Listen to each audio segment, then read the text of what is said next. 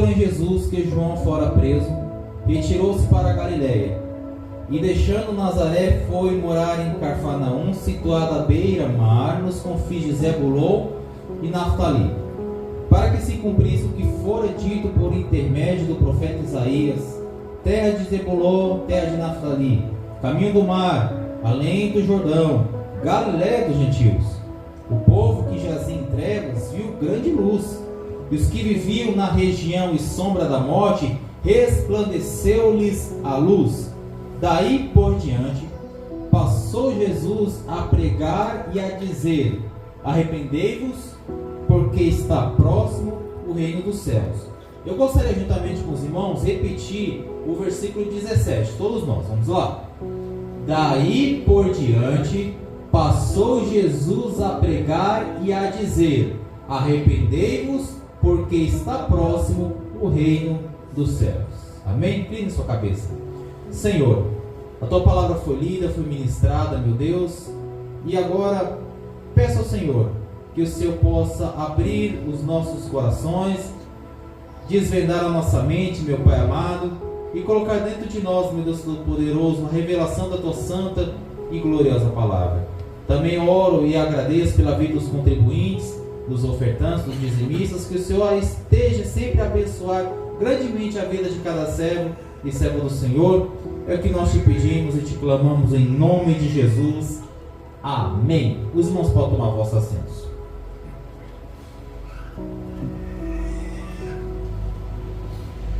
Irmãos, a Bíblia fala, e eu gosto sempre de ler Lucas, porque Lucas dos evangelistas é aquele que dá mais destaque a respeito do nascimento de Jesus. Ele que dá mais detalhes que são preciosíssimos para a nossa compreensão. Por exemplo, somente Lucas registra o fato de Jesus, com 12 anos de idade, lá em Jerusalém. Ele foi esquecido por Maria e por José. Maria e José tinham ido embora, deixaram a criança para trás com 12 anos. Só depois eles se dão conta que Jesus ficou para trás, e eles voltam, e quando eles voltam encontram Jesus com 12 anos lá no templo. E só Lucas fala sobre esse detalhe. Mas Lucas também fala que depois desse acontecimento, Lucas registra dizendo assim: e Jesus crescia em graça e em conhecimento. Irmãos, é do conhecimento também dos irmãos que Jesus, com 30 anos de idade, é que ele começou a pregar. Apenas com 30 anos de idade é que ele começou o ministério efetivo dele. Antes disso, ele apenas crescia na graça e no conhecimento. Após os 30 anos de idade é que ele começa de fato a proclamar e a fazer e colocar em prática a missão que foi dada a ele, de vir na terra. Agora você imagina, Jesus sabe da missão dele, Jesus sabe o que tem que fazer. Aí você imagina que depois de todos esses anos, quando ele completa lá os seus 30 anos aproximadamente, é que ele começa a pregar. Você acha que Jesus vai enrolar? Você acha que Jesus Cristo ele vai ficar, como diz aí no ditado popular, ele vai ficar dando rodeios? Ou ele vai direto ao ponto? Porque demora 30 anos para ele começar. Ou seja, Deus encarnado demorou 30 anos para então começar a colocar em prática a missão dele, pregando, ensinando e fazendo coisas extraordinárias. E aí quando ele vai começar, meus irmãos, fica a pergunta: ele vai direto ao ponto? Ele é incisivo? Ou ele fica dando rodeios? Se fosse nós, o que nós faríamos? Eu tenho certeza que todos nós diríamos: não, tem que ir direto ao ponto. Foi exatamente isso que Jesus fez. Jesus, ele é batizado por João Batista. Ele é levado ao deserto durante 40 dias e 40 noites. E então, quando ele fica sabendo que João Batista ele está preso, ele sai lá da Galiléia, aonde ele morava, e vai morar em Cafarnaum. E aí entra o texto que nós lemos. O versículo 16 fala que ele chega lá, ele chega nesse território, lá em Cafarnaum, isso a partir do versículo 13, melhor dizendo, até o versículo 16. Mas o tema foco que eu quero compartilhar com os irmãos é que quando ele chega, antes mesmo, meus irmãos, aqui é antes dele chamar os discípulos, isso é antes dele chamar qualquer um, isso é antes dele convidar as pessoas para seguir. A Bíblia diz no versículo 17 o seguinte: daí por diante passou Jesus a pregar e a dizer. Note que são duas coisas. E na Bíblia, meus irmãos, é um tesouro tão maravilhoso que nós não podemos deixar de lado nenhuma palavra. Todas as palavras têm um sentido. Todas elas têm um sentido. Então a Bíblia fala que logo quando ele chega lá em Cafarnaum, ou seja, depois do batismo, antes dele chamar qualquer pessoa, ele começa a pregar e a dizer. São duas coisas diferentes. Isso mostra que Jesus Cristo ele tem um senso de urgência. Se ele tem um senso de urgência, ele não vai ficar dando rodeios. Ele não vai ficar colocando pontos que não são tão importantes. Ele vai direto ao ponto. Antes de convidar qualquer um, ele fala, a Bíblia fala, e Jesus começou a pregar. O que é pregar? Pregar é quando você está em algum momento formal. Ou seja, quando Jesus ele ia em uma sinagoga, ele estava ali pregando de forma formal. Ou seja, a situação levava ele a pregar. Outro exemplo. Imagine que Jesus Cristo ele reúne uma grande multidão e diante daquela grande multidão ele precisa pregar. Então é algo formal. É a situação que leva ele a fazer. É o momento que leva ele então a proclamar uma mensagem. Isso está dizendo no sentido de que Jesus Cristo, ele então diante de um público, ele anuncia a sua mensagem. Mas o texto vai dizer que ele não apenas pregava, ele começou a pregar e a dizer. Não tem lá no texto lá, cara. Mateus 4,17. Não tem o texto lá direto, tá bom? Ele prega porque a situação leva ele a fazer isso, mas ele também, ele prega e ele diz. Pregar e a dizer, são duas coisas diferentes.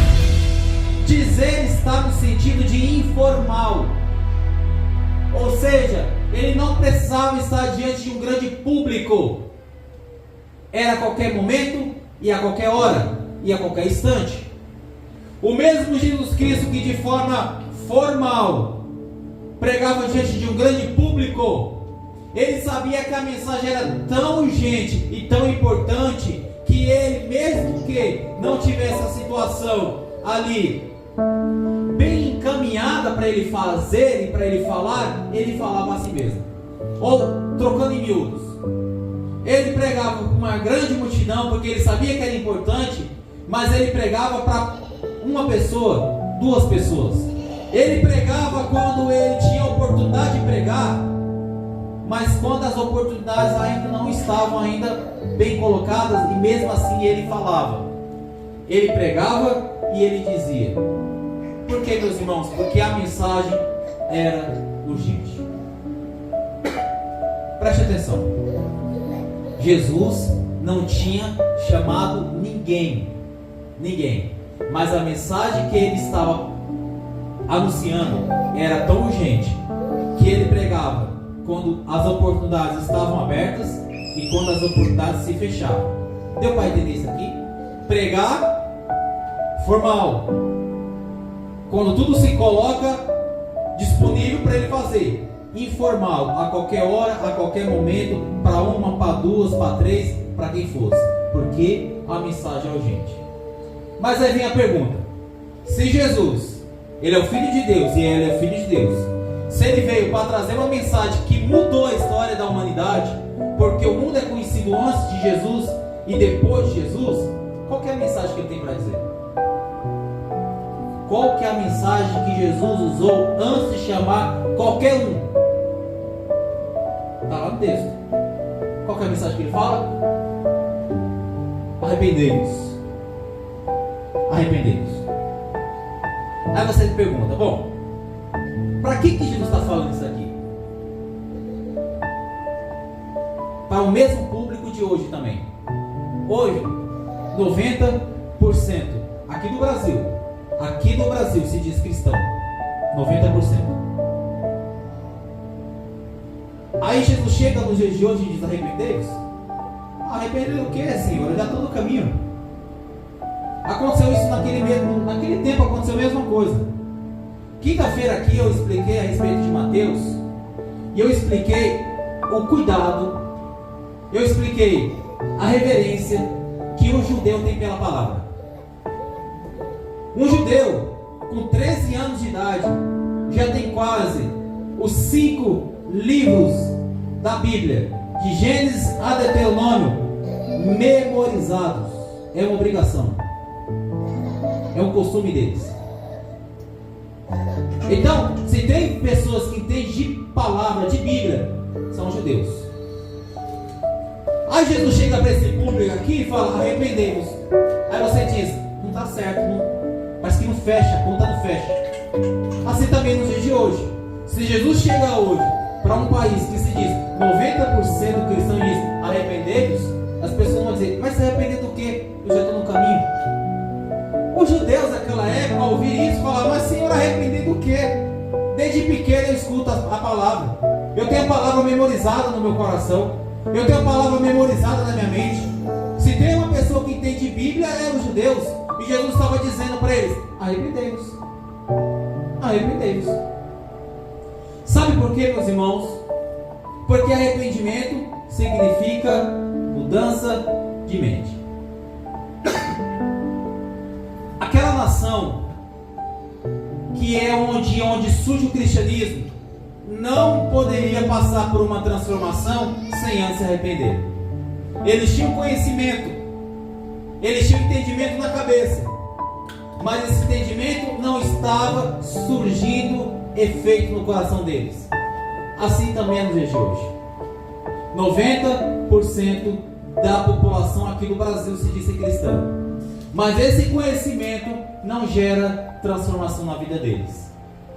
Isso é uma grande realidade. Pessoas que se dizem cristãs estão dentro da casa de Deus, cultuam a Deus 1-2 vezes por semana, se dizem ser servas de Deus, ter conhecimento da palavra de Deus, mas essa mudança, esse conhecimento não gera mudança na vida dessas pessoas que se dizem cristãs. Então, a mensagem de Jesus naquela época, ela era confrontadora, porque as pessoas ao olharem, ou melhor dizendo, ao escutar a mensagem, diziam: eu não preciso me arrepender, porque eu já vivo uma vida religiosa. Também é assim também nos dias de hoje.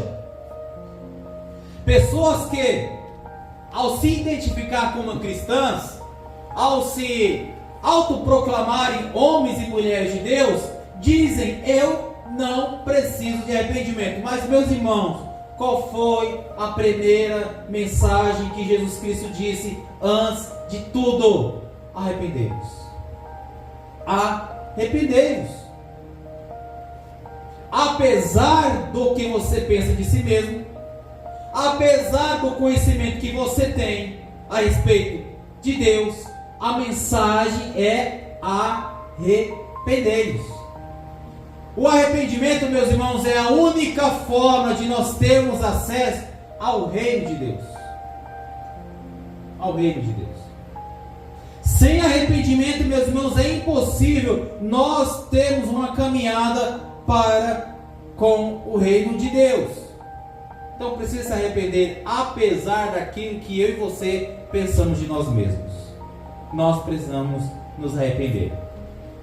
Com essa mensagem de abertura, Jesus então ele vai dizer: primeiro, ele pregava tendo oportunidade ou não tendo oportunidade? Ele pregava e ensinava, pregava e dizia, pregava no tempo oportuno e pregava no tempo inoportuno. A mensagem era urgente, a mensagem ela era contundente, ela dizia, apontava o dedo e falava: arrependei-vos. Mas se arrepender para quê? Porque o reino dos céus está chegando. Aí vem a pergunta: o que é o reino dos céus? O que é o reino dos céus. Jesus disse que o reino dos céus estava chegando há quantos anos atrás? Mais de 2 milênios, mais de 2.000 anos atrás. Aí vem a pergunta: esse reino já chegou? Eu sou participante desse reino?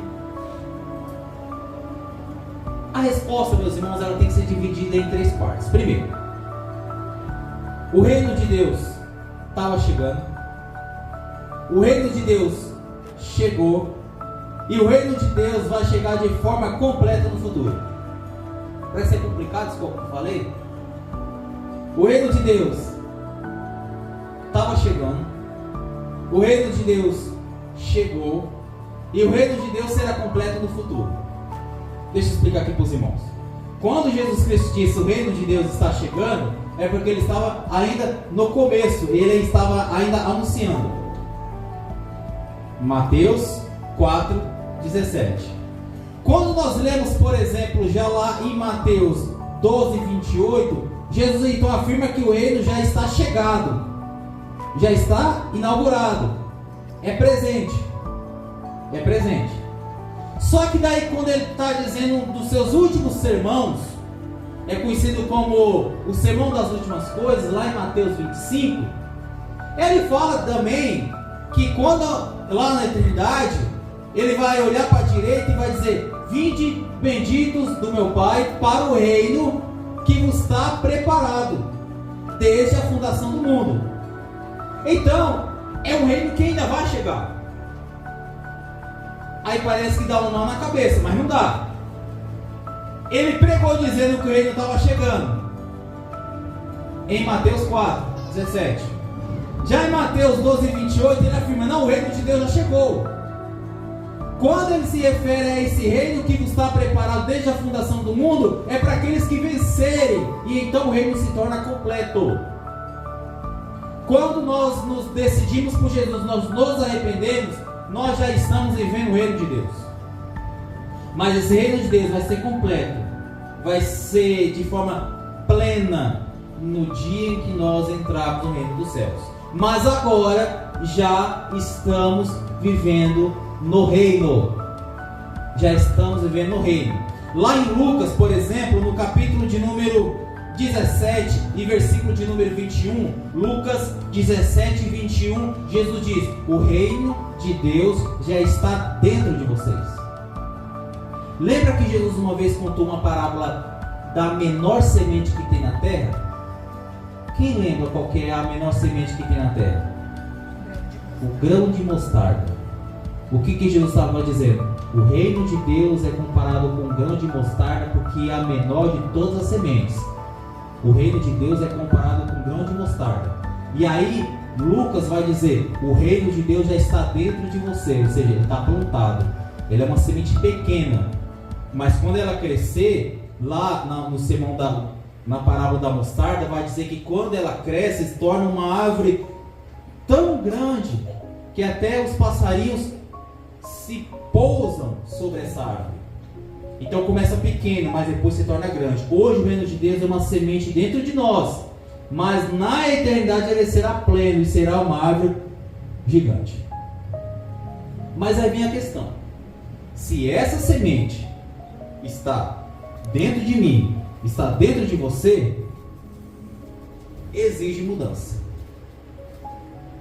Nós somos diferentes. Se eu sou participante do reino de Jesus, eu sou diferente.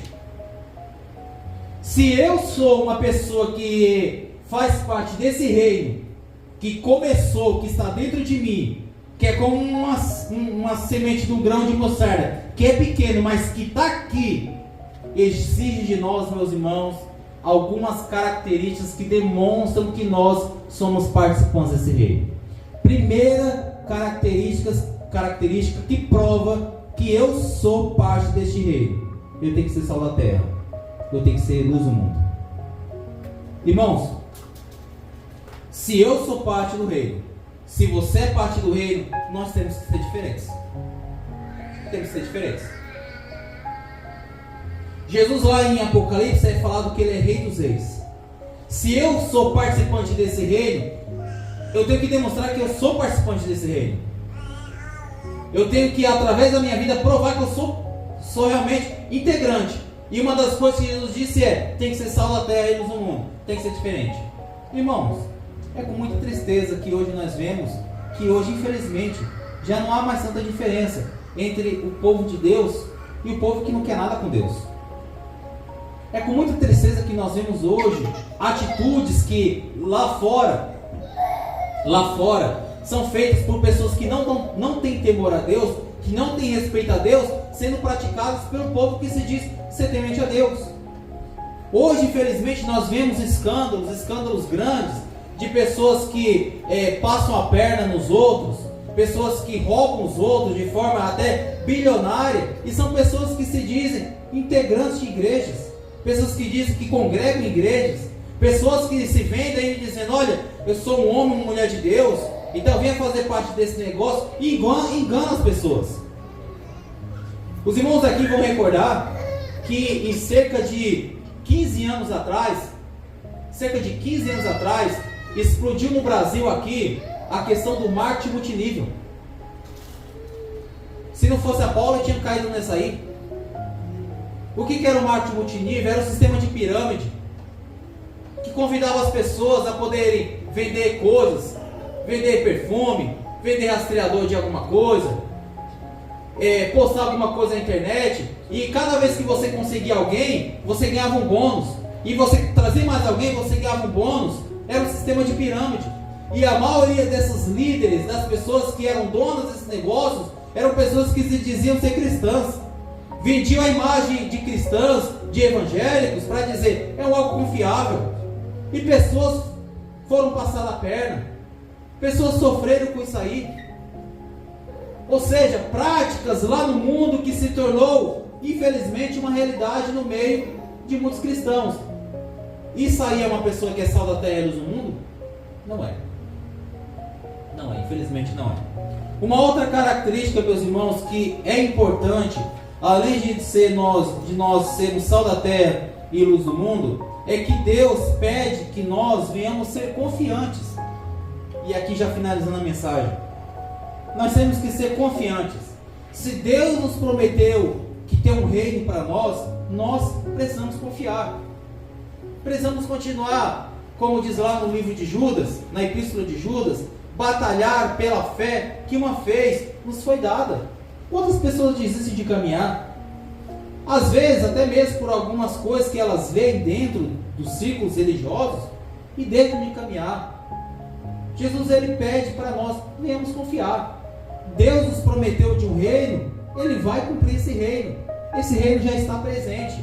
Hoje, quando nós, no nosso dia a dia, caminhamos e através de nossas atitudes glorificamos a Deus, nós já estamos inaugurando esse reino aqui, através de nossas ações, através de nossas atitudes. E Deus pede para que nós venhamos confiar.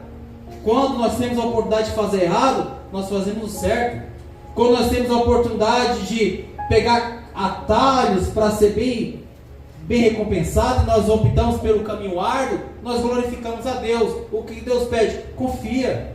Não haja pelo caminho errado, não haja pelo atalho errado, haja no caminho certo. Temos que confiar. Deus prometeu, o reino vai se cumprir na nossa vida. Mas, finalizando, Deus pede de nós submissão ao rei.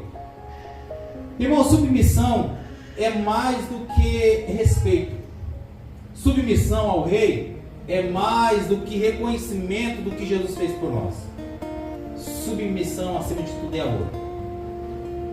Nós nos submetemos a Jesus porque nós amamos Jesus. E amar Jesus, meus irmãos, não é apenas de boca para fora, mas é no nosso dia a dia, é nas nossas ações. Jesus uma vez contou uma parábola. 2 filhos. E filho ama o pai.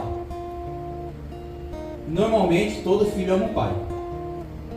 E Jesus contou essa parábola dizendo que o pai chegou para os filhos e pediu uma ajuda. E um filho falou assim: pai, eu vou. Ele falou. O outro não falou nada, ficou calado, ficou mudo. O que não falou, o que falou, que expressou com palavras, foi ou não foi? Não foi. Agora que ficou calado, foi? Foi. Jesus termina dizendo: qual desses glorificou ao Pai? Aquele que ficou calado, mas fez. Tem momentos em que falar é a mesma coisa que jogar o vento, que jogar para cima e não dá em nada. Às vezes é melhor ficar calado e fazer, porque não é o fato de falar que nós demonstramos que amamos, é nas ações, é nas atitudes. Aquele rapaz que não falou nada, mas fez, esse sim demonstrou que amava ao Pai. Então, submissão a Deus, meus irmãos, não são palavras, são atitudes. E Deus espera de nós submissão, mas submissão vinculada ao amor. Eu faço porque eu amo. É muito bom nós podemos olhar para uma comunidade, para um grupo de pessoas e ver que elas estão na casa de Deus porque elas amam Jesus. E elas amam Jesus não apenas em palavras, mas em ações e em atitudes. Porque sendo assim, meus irmãos, sendo assim, diante de tudo isso, é que o reino de Deus chega a cada um de nós. Depois que Jesus Cristo falou isso aqui, depois que ele pronunciou isso aqui, ele então começa a chamar os discípulos, ele então começa a pregar a mensagem, ele começa então a trazer parábolas. Mas antes disso, meus irmãos, antes disso, ele precisou dizer: todos precisam se arrepender. Irmãos, hoje eu preciso me arrepender. Você precisa se arrepender. Amanhã nós vamos precisar nos arrepender de novo, porque nós sempre falhamos em alguma coisa, sempre erramos em alguma coisa, e Deus sempre nos convida, como integrantes desse reino, como participantes desse reino, arrependam-se, sempre se arrependam. Amém?